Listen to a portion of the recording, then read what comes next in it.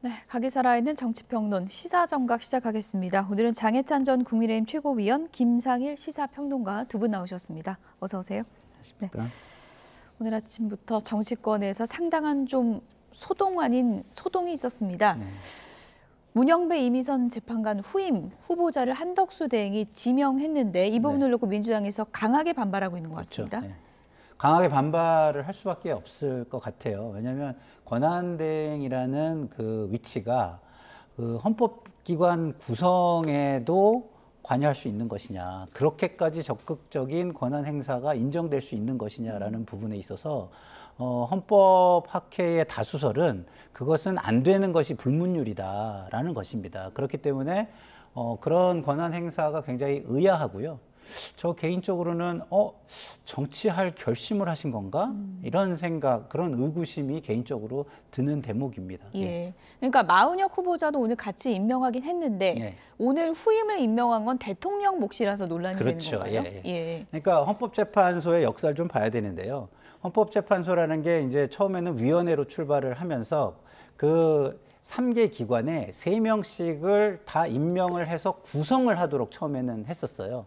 근데 공화국을 거치면서 임명이라는 단어가 헌법에 들어옵니다. 그러니까 기본적으로는 이게 임명권 자체가 대통령에게 있던 것은 아니에요. 그래서 그 3권의, 그러니까 국회, 대법원, 그리고 행정부 이 3권의 권한을 그 보장해 주는 게 기본적인 원리였다라는 것을 볼 때 국회 몫의 임명은 사실상의 적극적인 임명권 행사라고 볼 수 없고, 그리고 행정부 몫의 임명은 사실상의 적극적인 임명권 행사라고 보기 때문에 그것은 하지 않는 것이 그동안 헌법학계의 다수 불문율이었다라고 말씀드릴 수 있겠습니다. 국민의힘에서는 뭐 마은혁은 되고 이건 또 왜 안 되냐, 민주당 내로남불 아니냐 이렇게 또 반박을 했더라고요.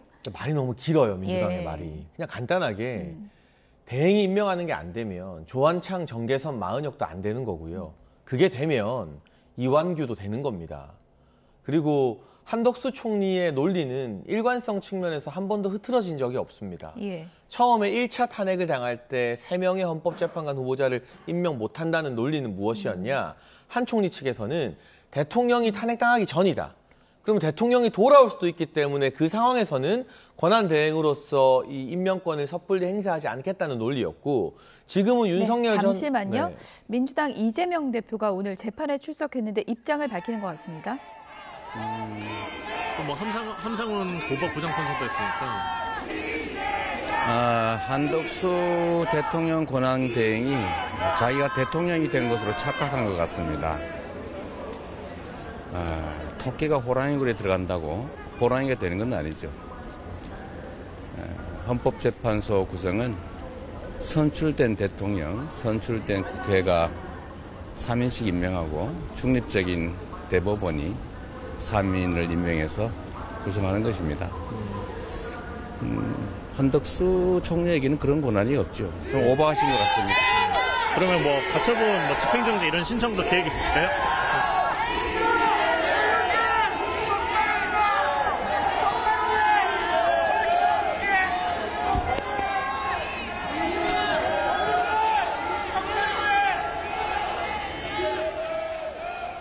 이재명 민주당 대표가 오늘 대장동 재판에 출석했다 나오는 길에 한덕수 대행을 강하게 비판했는데 다시 한번 들어보시죠. 한덕수 대통령 권한 대행이 자기가 대통령이 된 것으로 착각한 것 같습니다. 토끼가 호랑이 굴에 들어간다고 호랑이가 되는 건 아니죠. 헌법재판소 구성은 선출된 대통령, 선출된 국회가 3인씩 임명하고 중립적인 대법원이 3인을 임명해서 구성하는 것입니다. 한덕수 총리에게는 그런 권한이 없죠. 좀 오버하신 것 같습니다. 그러면 뭐 가처분, 뭐 집행정지 이런 신청도 계획 있으실까요? 네. 오늘 한덕수 대행이 문영배 이미선 재판관 후임 후보자를 지명한 것을 놓고 이재명 대표가 상당히 강한 톤으로 비판을 했습니다. 대통령이 된 줄 아는 것 같다. 한마디로 오바했다. 이렇게 평가를 했네요. 제가 설명드리던 부분 좀 이어간다면 한덕수 총리의 논리는 흐트러진 게 없어요.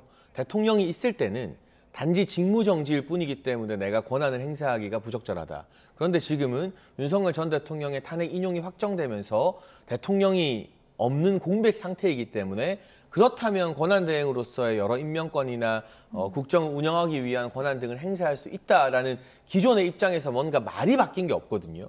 말이 바뀐 쪽은 민주당입니다. 국회가 추천한 사람들에 대해서는 권한대행이든 대행의 대행이든 임명하라고 하다가 이제 대통령 임명권에 대해서는 그건 꼭 선출된 대통령만 임명하는 것이고 권한대행은 하면 안 된다. 하지만 마은혁 임명과 관련된 헌법재판소의 판결문을 보면 권한대행뿐만 아니라 대행의 대행까지도 대통령에게 요구되는 임명권을 행사할 수 있다라고 판결되어 있기 때문에 네. 그 주체가 국회 추천이든 대통령 임명권이든 저는 본질적인 부분에서는 달라질 게 없다고 생각을 하고요. 아마도 민주당에서 가처분이나 여러 가지 법적 조치를 하겠지만 예. 헌재가 만약 이 부분에 대해서 마은혁은 되고 이완규나 뭐 다른 사람은 안 된다라고 하면 스스로 또 자가당착에 빠지는 격이라 민주당이 아무리 반발해도 그리고 이제 와서 이를 빌미로 한덕수 대행에 대한 재탄핵을 추진한다고 해도 이미 지명된 두 사람에 대한 임명 절차는 뭐 짧게는 한 달, 길게는 2달 안에 충분히 진행되지 않을까 싶습니다. 아니, 근데 다시 한번 제가 말씀을 드리는데요. 예. 마은혁, 정계선, 조한창 재판관은요, 국회 몫의 임명 재판관입니다. 다시 말해서 사실상 임명권이 국회에 있는 것이고요. 예. 그것을 한덕수 권한대행의 임명권이라고 보지 않습니다. 그것을 또 사실상 헌법재판소에서 그렇게 이번 그 권한쟁의 심판에서 사실상 그렇게 판시를 또 한 것이나 다름이 없고요. 그러나 대통령의 임명못은 실질적인 임명 권한 행사를 하는 것이에요. 그래서 그것을 같이 놓고 보는 것 자체가 예. 맞지 않다라는 말씀을 드립니다. 마은혁 재판관 후보자도 대통령이 갖고 있는 임명권을 행사한 것이지만 이것과는 다르다. 결이 아니죠. 다르다. 마은혁 그 재판관은 국회 몫이죠. 국회가 추천 임명하는 근데 결국은 몫인 겁니다. 임명하는 건 대통령의 권한 아닙니까? 그렇죠. 그러나 그것은 예. 그 국회의 추천목과 대법원의 추천목은 형식적인 임명 권한이다라는 형식적인 것이죠. 절차와 예. 이렇게 의미가 다르다고. 그렇죠. 그래서 보시는 이번에 거군요. 헌법재판소의 권한쟁의도 국회 추천을 임명 안 하는 건 위헌이라고 얘기를 했잖아요. 그렇기 때문에 이것은 형식적인 임명권으로 보는 게 맞습니다. 예. 그래서 민주당에서 지금 권한쟁의 심판과 효력정지 가처분 신청하는 방안을 검토하고 있다고 하는데 법적으로는 좀 어떻게 결론이 날까요? 글쎄요, 저는 예. 기존의 헌재 판례 등을 보게 되면 민주당에서는 국회 추천목에 대해서는 임명권이 요식행위이기 때문에 대행이 할 수 있고 대통령 지명 부분에 대해서는 임명권은 진짜 중요한 임명권이니까 선출된 대통령만 할 수 있다. 예. 저는 이게 논리적 모순이고 말이 앞뒤가 자꾸 다르고 길어지는 것 같거든요. 그냥 권한대행이 할 수 있으면 이것도 하고 저것도 할 수 있는 거고 이걸 못하면 저것도 못하고 저것도 못하는 거예요. 그래서 이게 헌재나 뭐 행정법원의 가처분에서 받아들여질 가능성이 희박하다고 생각하고 국민의힘에서도 여러 법조인 출신들이 있지 않습니까? 지금 입장을 각각 내면서 만약에 민주당이 가처분이나 권한쟁의를 할 때 국민의힘도 적극적으로 의견서를 제출하겠다고 하기 때문에 일단 정치적으로는 이게 조기 대선 국면에서 강한 파열음을 일으킬 수 있는 대목이 되는데 좀 주목될 부분은 따로 있는 것 같습니다. 어떤 과연 부분이요? 이를 빌미로 예. 민주당이 한덕수 재탄핵을 할 것인가.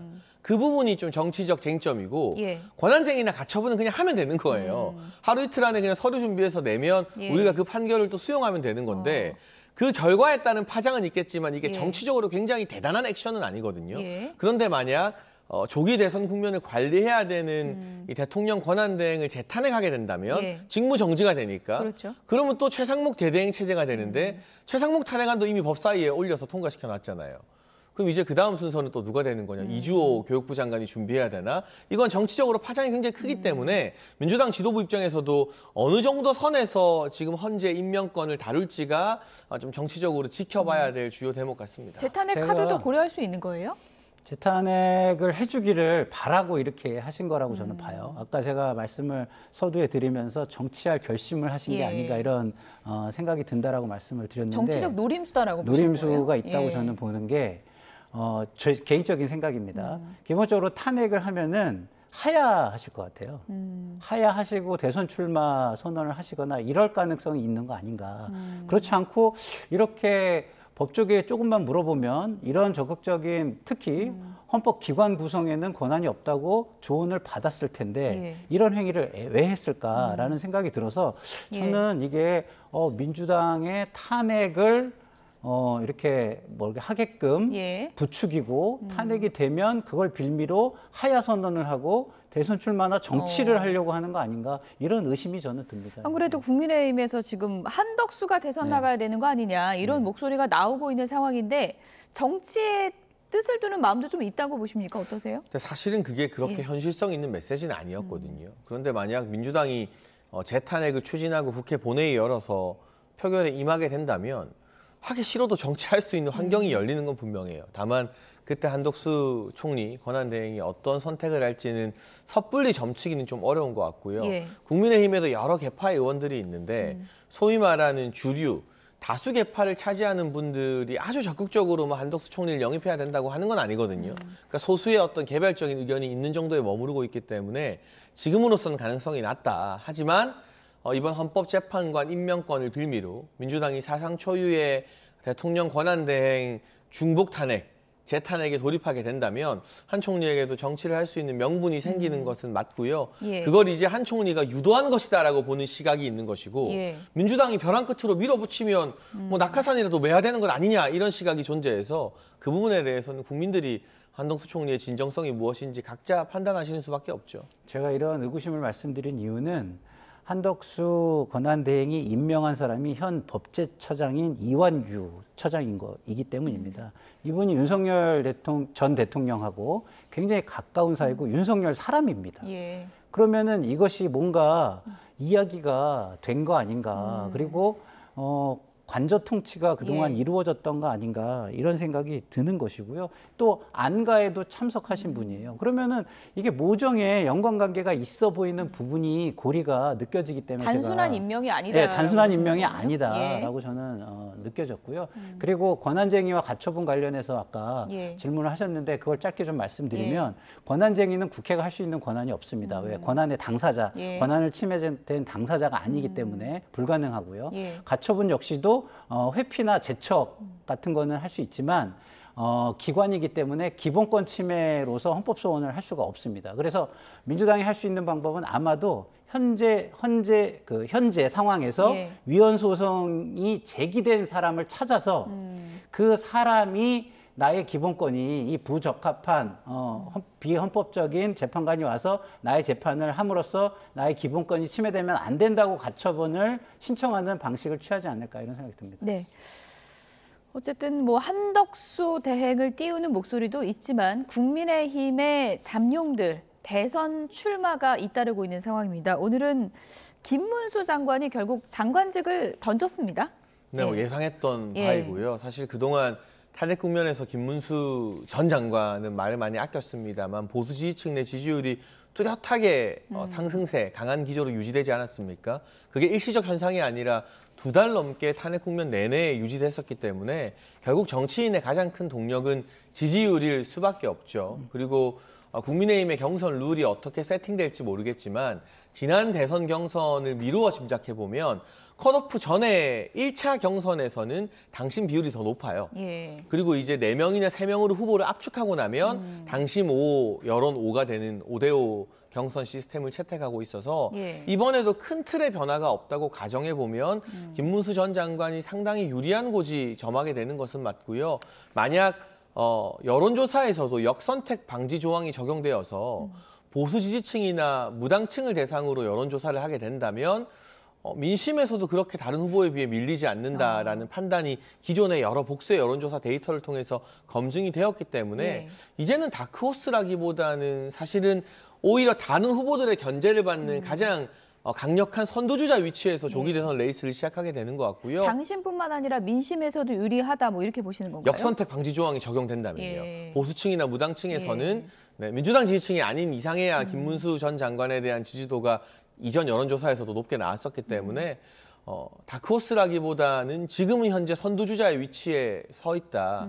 다만 김문수 전 장관의 약점으로는 그동안 이제 탄핵 국면 이전에는 대선 주자로는 별로 거론이 안 됐어요. 예. 그러다 보니까 주변의 인재풀이나 캠프의 실무를 구성할 수 있는 인선이 오랫동안 대선을 준비한 오세훈 시장이나 홍준표 시장 등과 비교했을 때 좀 탄탄하게 갖춰져 있느냐. 그리고 원내의 현역 의원들과의 네트워크나 현역 의원들의 지지세가 확보되어 있느냐. 이런 부분은 또 약점으로 꼽혀서 단기간에 그런 약점을 어떻게 극복할 수 있느냐가 김문수 장관에게 주어진 과제라고 보여집니다. 예. 뭐 대표적인 친한계 인사인 신지호 전 의원 같은 경우에는 이번 경선 판도를 결국은 김문수 대 한동훈 아니야 이렇게 보고 있더라고요. 그러니까 김문수 대 한동훈 아니냐 이런 게 이런 거죠. 윤석열 세력 대 비윤석열 세력 이렇게 보는 것입니다. 양쪽의 대표 주자라고 보십니까? 대표 예. 주자라고 신지호 전 의원이 그렇게 이제 주장을 하는 것이죠. 평론가님은 그렇게 안 보시나 봅니까? 저는 기본적으로 예.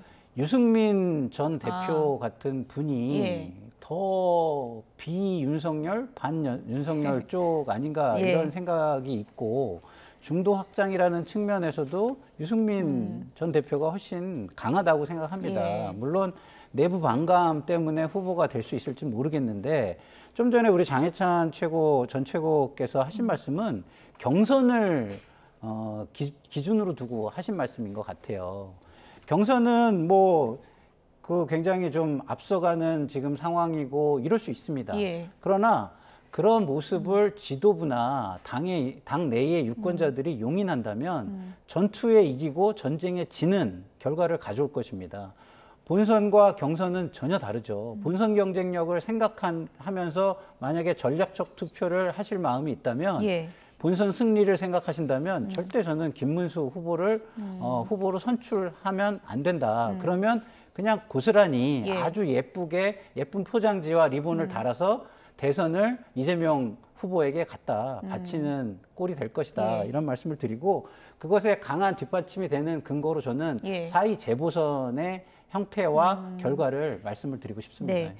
그러니까 뭐 김문수 대 한동훈 이렇게 결선을 갈지 안 갈지는 잘 모르겠지만 탄핵 찬성한 사람하고 탄핵 반대한 사람하고 이 구도로 갈 가능성이 높다라는 분석은 많거든요.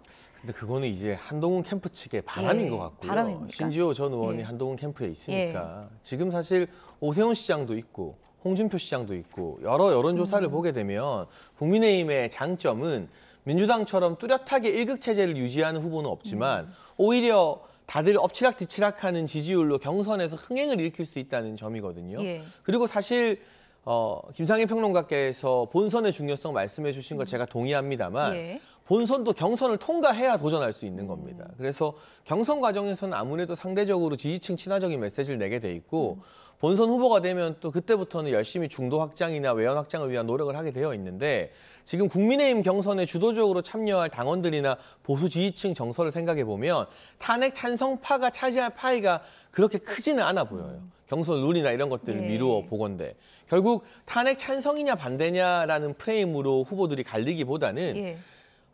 좀 좋게 말하면 비등비등하고 나쁘게 말하면 고만고만한 후보들 사이에서 누가 더 개성을 드러내고 내가 이재명과 잘 싸울 수 있다라는 목소리를 내느냐가 국민의힘 경선 과정에서는 예. 더 주목받는 포인트고요.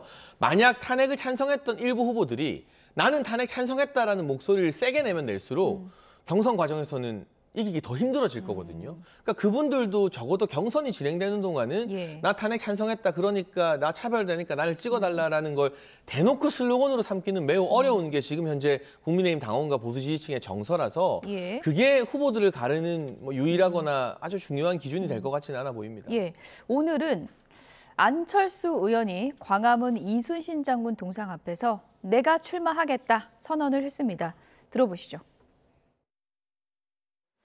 저 안철수 존경하는 국민 여러분의 부름을 받고자 21대 대통령 선거에 출마하겠습니다.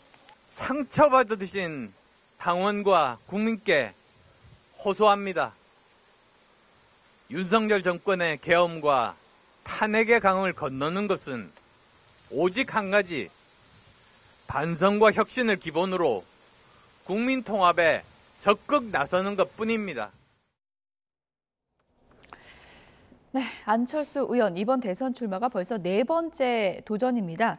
앞서 뭐 중도 잡을 사람으로 유승민 전 의원 얘기하기도 했는데 네. 안철수 의원 어떻습니까?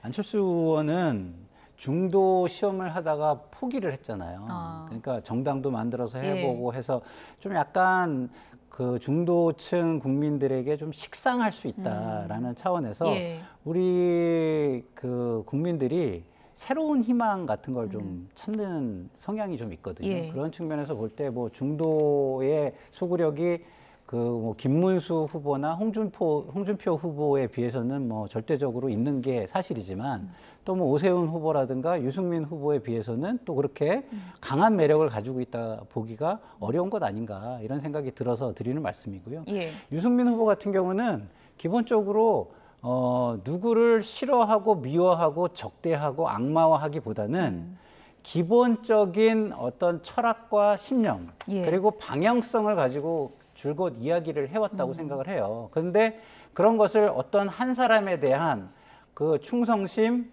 호불호로 배신자 낙인을 찍어왔던 것이 저는 큰 문제라고 생각하고요. 그런 정치권의 행태들이 사라져야 정치 발전이 이루어질 수 있다고 봅니다. 그 행태는 물론 지금 민주당에도 똑같이 있는 행태라는 점은 말씀을 드립니다. 네, 이번 주에 뭐 줄줄이 보수 잠룡들의 출마 선언이 이어질 것으로 보입니다. 후보가 많아지다 보니까 뭐 견제 심리도 상당히 치열해질 것으로 보이는데요. 후보들이 말하는 후보평 잠시 좀 들어보겠습니다.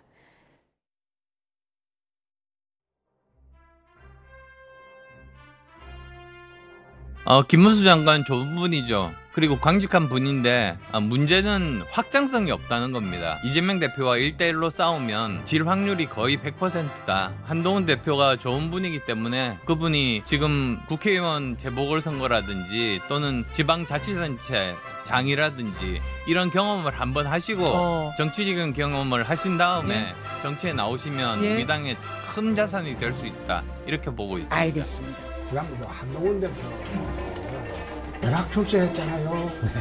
윤석열 대통령님이죠. 그런 배신자는 난 싫어요. 앞에 장애물이 있을 때 피해 안 갑니다. 부수고 가요. 그분이 제욕한 게 처음도 아니고 매번 저러잖아요. 보수 정치인 중에서 계엄에 대해서 저만큼 선명했던 사람이 있습니까? 네, 앞으로 이런 공방이 뭐 계속될 텐데요. 홍준표 시장은 이제 후보들의 평을 함에 있어서 한동훈 전 대표에 대해서 거친 말을 가장 많이 내뱉거든요. 그만큼 경선에서 한동훈을 꺾으면 내가 될 수 있다 이렇게 생각하는 걸까요? 뭐 아무래도 지금 이 국민의힘의 전통 당원들 지지층의 정서가 탄핵을 주동한 한동훈 전 대표에 대해 우호적이지 않기 때문에 한동훈 때리기가 단순히 한동훈 견제용이 아니라 보수 지지층과 당원들의 표를 끌어오는 득점 포인트가 된다라는 전략적 판단을 한 것 같고요. 홍준표 대구시장이 정치 굉장히 오래 한 분이거든요. 그리고 지난 대선 경선에서 제가 윤석열 캠프에 있을 때 맞붙으면서 처음에는 사실 경선 쉽게 이길 줄 알았는데 그 저력 때문에 마지막에 비등비등해졌잖아요. 그래서 간단하게 볼 분은 아니다라는 생각이 들고 뭐 한동훈 전 대표나 안철수 의원 같은 경우는 두 분은 공개적으로 탄핵에 찬성을 했었는데 안철수 의원은 내란죄 철회되면 나는 안 할 걸 그랬다라고 조금 접었고 한동훈 전 대표는 탄핵에 대해서는 여전히 탄핵하는 게 맞다는 입장인 것 같습니다. 그러면 다시 말씀드리지만 지지층 내부의 반감 그리고 대통령을 열렬히 지지하는 당원들의 반감을 어떻게 극복하느냐가 경선 과정에서의 주요 공격 포인트도 되고 방어해야 될 전선이 될 것으로 보여지고요. 오세훈 서울시장도 탄핵 찬성인 것 같았는데 얼마 전 한 언론 인터뷰에서 탄핵 소추에 찬성한 것이지 탄핵이라는 결과에 찬성한 건 아니다라고 약간 우회를 했거든요. 그건 무슨 얘기입니까? 그러니까 이게 탄핵을 통해서 한번 심판은 받아야 되지만 탄핵 되기를 바라는 건 아니다는 뜻 같은데 왜 안철수 의원이나 오세훈 시장이 약간 우회하겠어요? 그거 다 경선을 염두에 둔 거예요. 결국 당원들과 지지자들의 마음이 탄핵에는 결코 우호적이지 않다는 것이라서 여러모로 이 탄핵에 대한 각 후보들의 입장이 국민의힘 경선에서 재밌는 토론거리나 공격 포인트가 될 것은 분명해 보입니다. 어쨌든 뭐 홍준표 시장은 한동훈 전 대표한테 벼락 출세했다라고 이제 공세를 퍼붓기도 했는데 계엄에 공개적으로 반대한 사람 한동훈 전 대표가 내세우는 이 캐치프라이즈가 경선에 도움이 될 거라 보십니까? 저는 본선 후보로만 된다면 그게 하나의 반전이거든요. 왜냐하면 지금 진영 논리와 지지층의 감정이 너무 과도하게 흘러넘치고 있어요. 그런 상황에서 안 될 것 같은 후보가 예를 들어서 오세훈, 뭐 유승민, 한동훈 같은 후보가 된다면 그 하나가 일단 반전입니다. 예. 그럼 중도층의 관심을 끌을 것이고요. 이벤트 효과가 있을 그렇죠. 것이다. 있을 것이고 예. 중도층 같은 경우는 진영 논리와 지지층의 강성 목소리를 별로 좋아하지 않습니다. 이번 4.2 재보궐선거를 한번 보세요. 어떻게 됐습니까? 그 국민의힘에 절대적으로 유리한 지역에서 지지층 결집을 그렇게 하고 그렇게 진영 논리로 똘똘 뭉치고 진영의 유명한 강사들을 데려다가 연설을 했는데 자신들 지지만큼도 동원 자체도 안 됐어요. 그게 무슨 이야기입니까? 지금의 정치 행태를 양당에 모두 지금 좋아하지 않고 그 부분에 대해서 심판할 준비를 하고 있다는 뜻입니다. 그러면 그 심판할 준비가 되어 있는 중도층에게 그걸 그대로 갖다 보여주면은 아이고 뭐 망설임 없이 심판하지 않겠습니까? 그런 차원에서 볼 때 저는 본선이 중요하지 않으면 모르겠는데 예. 본선이 목적이라면 그 목적에 맞는 사고를 하고 그거에 맞는 토론을 하는 것이 맞지 않을까 이런 생각이 듭니다. 보수 진영 경선의 또 하나의 변수가 바로 이준석 의원입니다. 홍준표 대구시장이 이렇게 얘기를 했습니다. 결국은 이준석 의원을 우리 쪽으로 데려와야 된다 이런 얘기를 했는데 이준석 의원이 이제 무슨 염치로 그런 얘기를 하냐라고 일단은 이렇게 얘기를 했거든요. 이준석 의원이 가져갈 그 몇 퍼센트가 대선 국면에선 굉장히 중요할 수도 있잖아요. 변수가 되죠. 예. 3자 구도로 완주한다면 변수가 된다는 건 부인하기 힘들고요. 국민의힘의 여러 잠룡들 중에서 오세훈 서울시장과 홍준표 대구시장은 이준석 의원과의 관계가 비교적 원만한 편이고 나머지 후보들은 또 이준석 의원과 관계가 따로 깊거나 좋지는 않아요. 예. 그게 또 국민의힘 후보들 사이에 좀 차별화 포인트가 될 수는 그렇군요. 있겠죠. 어떤 상황이 우호적인 게 당원들에게 도움이 될지 아닐지는 좀 지켜봐야 됩니다만 다만 이준석 의원이 완주한다고 가정했을 때 예. 정권 교체를 바라지만 이재명 대표는 싫다고 하는 계층도 상당히 많잖아요. 많은 정치 전문가들이 그리 분석을 하잖아요. 그래서 일관되게 정권 교체 여론보다는 이재명 대표 지지율이 좀 낮게 나오는데 이준석이라는 제3의 선택지가 없으면 그 사람들이 그래도 정권 교체를 해야 되니까 이재명 대표를 찍을 수 있는데 이준석이라는 우회지가 생기면 나는 이재명 대표는 싫고 정권 교체는 해야 되겠어. 그러면 제3의 선택지로 갈 수 있어요. 그러면 그게 이준석 의원의 득표에도 도움이 되겠지만 오히려 보수 후보, 국민의힘 후보 입장에서도 어차피 우리가 못 가져올 표인데 이게 보수표가 쪼개지는 것보다 예. 정권 교체 표가 이준석 의원의 존재로 더 많이 쪼개질 가능성도 여러 기관이나 정치 전문가들이 분석하고 있거든요. 예. 그래서 이준석 의원이 완주한다면 굉장히 큰 변수가 되지만 그게 일방적으로 보수 단일화가 안 돼서 범보수 진영에만 해를 끼치는 것인지 아니면 오히려 민주당에게 더 큰 타격이 될 수도 있는지 예를 들면 후보 3명 토론하는데 민주당은 이재명 대표가 유력하니까 이준석 의원의 최근 공개 메시지를 보면 이재명 대표에게 결코 호의적이거나 뭐 도와주는 메시지는 아니거든요. 그럼 토론에서 이재명 대표한테는 상당한 부담이 될 수도 있고요. 그래서 이 변수가 끝까지 갔을 때 누구에게 더 유리하다 불리하다 저는 섣불리 단언하기는 어려운 매우 복잡한 변수라고 생각합니다. 이준석 의원의 캐릭터상 그래도 정치 당 대표로서 선거도 꾸려봤고 누구보다 이 판에서 본인이 어떤 지금 비중인지를 잘 알 거 아니에요. 근데 어떤 선택을 할 가능성이 좀 높다고 보세요? 저는 현재로서는 완주 가능성이 좀 높다고 완주 보고요. 가능성이 높다. 예. 그러니까 뭐 단일화를 통해서 뭐 어떤 이득을 얻을 수 있고 어떤 뭐 효과를 낼 수 있고에 대한 고민도 가면 갈수록 더 하게 될 거예요. 예. 제3 후보에 대한 단일화 압박이라는 게 어마어마하게 거세거든요. 제가 또 경험해 보지 않았습니까? 예. 그런데 이준석 의원 입장에서는 뭐 10% 이상의 두 자릿수 유의미한 득표를 얻게 된다면 예. 이후에 정치권에서의 중량감이 달라지기 때문에 단일화를 하지 않았을 때 얻게 되는 비판이나 반대 급부보다 여기서 본인이 유의미한 득표를 했을 때 예. 얻게 되는 정치적 중량감을 조금 더 높게 치지 않을까. 예. 물론 너무 많은 변수가 있습니다만 지금으로서 저는 냉정하게 평론해보자면 완주 가능성이 좀 더 높다고 봅니다. 홍준표 시장은 우리 쪽으로 올 것이다라고 이제 얘기는 하는데 이준석 의원의 성향상 본인의 몸값 올리면서 완주할 가능성이 높다라는 분석인데 어떻게 보세요? 이준석 후보는요. 기본적으로 저는 단일화 국면을 생각한다고 봐요. 왜냐하면 만약에 국민의힘에 강성 지지층, 다시 말해서 윤석열 성향의 후보가 된다면 예. 중도 지지를 못 받고 그 여론조사 같은 데서 큰 차이로 예. 뒤질 가능성이 있습니다. 예. 그럴 경우에 단일화 국면으로 가면 중도 경쟁력, 중도 확장력을 중심으로 경쟁을 해볼 수 있다라는 생각을 할 것이기 때문에 단일화를 적극적으로 추진할 것으로 보이고요. 예. 그러나 이제 국민의힘 쪽에서는 본인들의 등치가 훨씬 큰데 아무리 중도 확장력이 있다고 그래도 우리와 단일화해서 후보가 되지 않는 한 아예 가능성이 없는 후보니까 단일화에 응하지 않고 최대한 전략적으로 활용하려는 예. 그런 어떤 전략을 쓰지 않을까. 예를 들어서 좀 전에 장해찬 최고가 얘기한 것처럼 토론회 때 적극적으로 이재명 대표를 효과적으로 공략하는 수단으로 쓴다거나 이런 예. 쪽으로 활용하려고 생각할 가능성이 높다고 생각합니다. 후보가 누가 되느냐에 따라 또 이준석 의원 네. 마음이 달라질 수 있을 것 같고요. 일단 뭐 국민의힘 차기 대선 주자들 굉장히 지금 출마 선언이 잇따르고 있는 상황인데 여론조사 흐름은 어떤지도 좀 보겠습니다. 지금 보고 계신 여론조사는 전체 국민을 대상으로 한 여론조사입니다.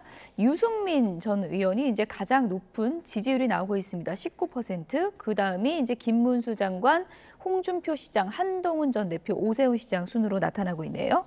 그런데 지지층과 무당층을 대상으로 조사 결과를 보면 순위가 좀 바뀌네요. 김문수 장관이 가장 높습니다. 그 다음이 홍준표 시장, 오세훈, 한동훈, 안철수 이 순으로 나타납니다. 지지층으로 바꿔봤을 때 유승민 전 의원의 순위가 1등에서 저 밑으로 내려가거든요. 이걸 어떻게 봐야 됩니까? 우리가 전문 용어로 예. 역선택이라고 하죠. 예. 그러니까 민주당 지지층들이 그만큼 적극적으로 유승민 전 의원을 지지했다는 것인데 그럼 그분들이 본선에서도 유승민 찍느냐. 본선에서는 민주당으로 회귀하는 표일 가능성이 높아요. 예. 100%는 아니겠지만 상당 부분이. 그래서 국민의힘이나 민주당이나 제가 알기로 국회의원 후보 경선할 때는 일반 국민 여론조사를 할 때도 역선택 방지 조항을 적용하거든요. 예. 당원이 아닌 분들에 대해서도 해당 정당 지지층뿐만 아니라 무당층, 지지정당 없음까지 넣어서 조사를 하기 때문에 중요한 것은 갤럽 조사 결과 중에서도 지지층과 무당층을 대상으로 한 지지율이 지금 현재 후보들이 처해 있는 냉정한 위치다라고 봐야 될 것 같고요. 뭐 아무래도 유승민 전 의원은 전체 조사를 했을 때 유리하기 때문에 100% 완전 국민 경선을 하자고 주장을 하는데 그 완전 국민 경선도 역선택이 들어가는 완전 국민 경선이냐, 역선택 방지가 되는 완전 국민 경선이냐에 따라 또 조사 결과가 완벽하게 달라지게 그렇군요. 되거든요.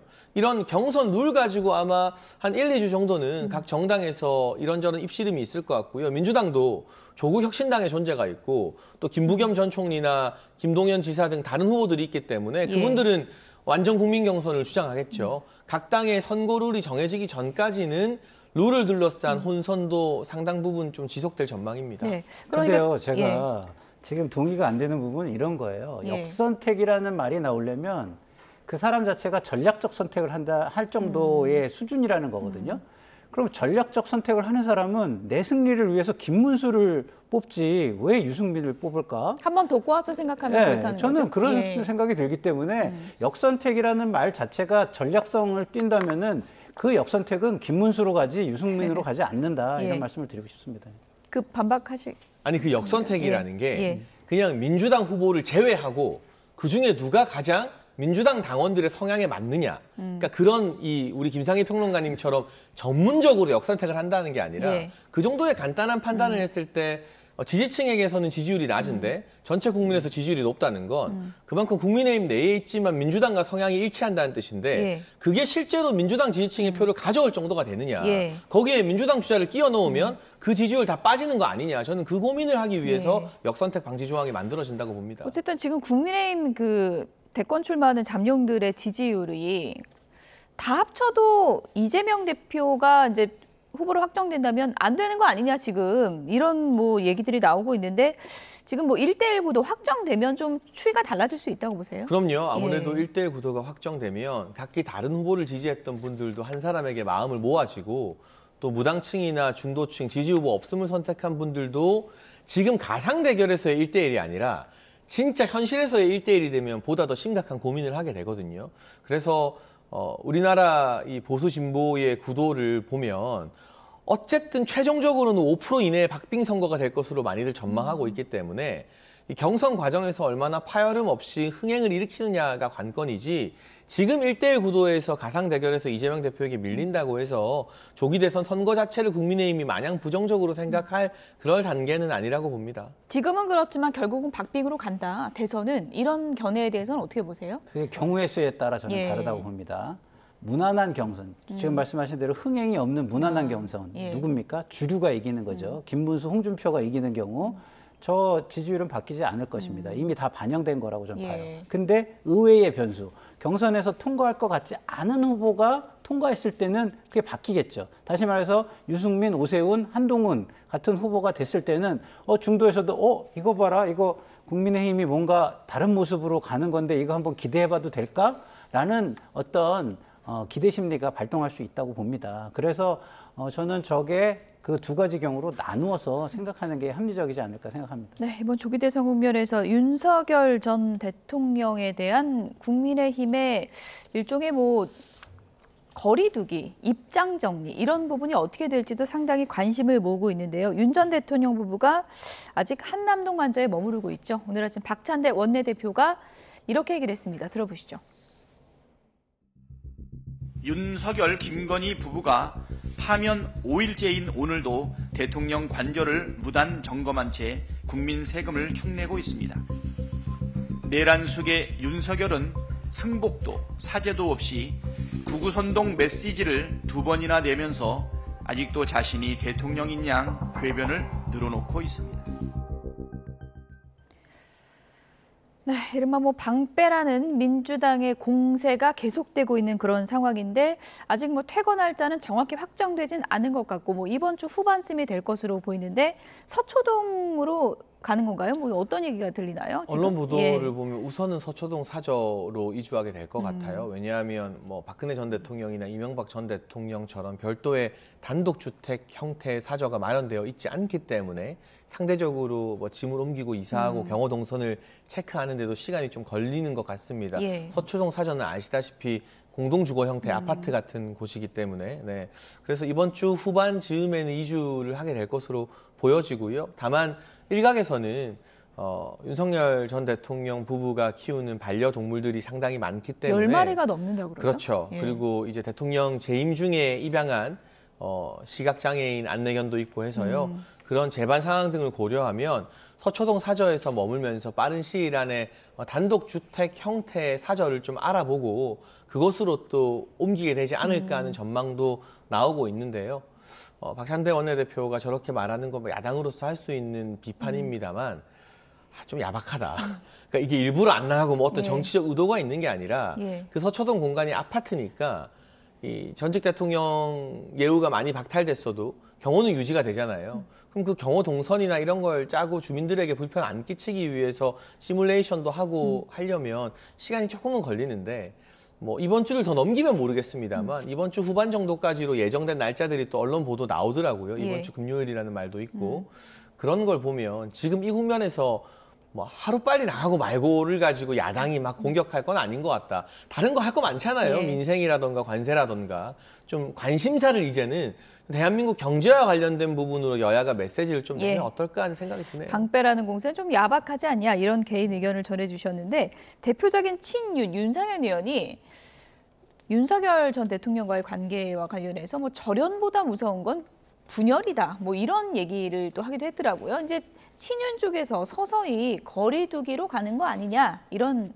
분석이 있거든요. 어떻게 보세요? 절연보다 무서운 건 분열이다. 그러면은 지금 시대의 흐름에 반해서 버티는 사람이 분열을 일으키는 사람이라고 보는 게 더 합리적이지 않을까요? 시대의 흐름은 탄핵 이후에 새로운 보수를 향해서 가는 겁니다. 어떻게 윤석열 동조 세력의 모습으로 새로운 보수의 시대를 열어갈 수가 있겠어요. 그거는 심판의 대상일 뿐입니다. 다시 말해서 윤상현 의원도 지금 저 동조하는 모습은 심판의 대상으로서의 행동을 하는 것뿐이 안 되는 것입니다. 그런데 그런 상황 속에서 본인이 자신의 입지와 다음 당권이나 이런 걸 생각해서 개인 이익을 위해서 저런 얘기를 하는 것 같은데요. 저거는 국민을 위한 정치도 아니고요. 국가를 위한 정치도 아니고 당의 미래를 위한 정치도 아니다. 이렇게 말씀을 드립니다. 일단 국민의힘 조기 대선 경선에 이제 국면의 장이 열렸습니다. 이게 토론회도 이제 몇 차례 하게 될 거고 후보들 간의 공방도 치열할 텐데 윤석열 전 대통령과의 관계 설정을 두고 분명히 후보들 간에 공방이 있을 거거든요.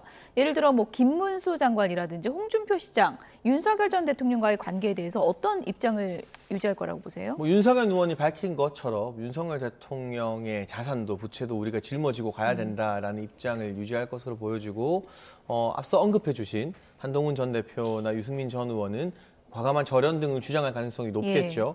다만 저는 이 절연이라는 게 그러면 윤석열 대통령이 탈당하면 국민의힘이 그로부터 자유로워지나요? 국민의힘이 배출한 대통령인데 국민들이 자 이제 그러면 국민의힘은 윤석열 전 대통령이랑 아무 관련이 없네요라고 판단하게 되나요? 그래도 일종의 좀 상징적인 의미는 있지 않을까요? 그러니까 그 인위적인 뉴스 만들기가 실제 민심에 무슨 큰 영향이 있을까? 후보들이 각각의 대안이나 비전을 가지고 내가 대한민국을 이렇게 이끌어 가겠다.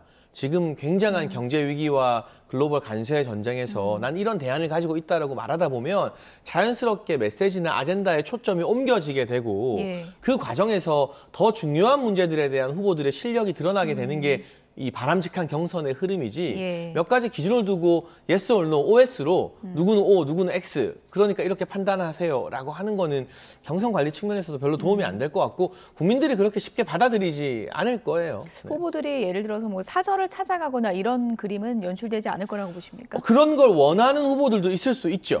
다만 윤석열 전 대통령이 경선 과정에서는 특정 후보를 지지하거나 힘을 실어주지 않겠다라는 입장을 내부적으로 정리한 걸로 저는 전해 들었고 언론 보도도 나왔기 때문에 최종 후보가 선정되면 몰라도 경선 단계에서 뭐 사저 정치로 국민의힘 특정 후보에게 힘을 실어주거나 하는 모습 등 지금으로서는 그럴 가능성이 좀 낮아 보입니다. 네, 여기까지 듣겠습니다. 지금까지 장해찬 전 국민의힘 최고위원 그리고 김상일 시사평론가 두 분이었습니다. 고맙습니다.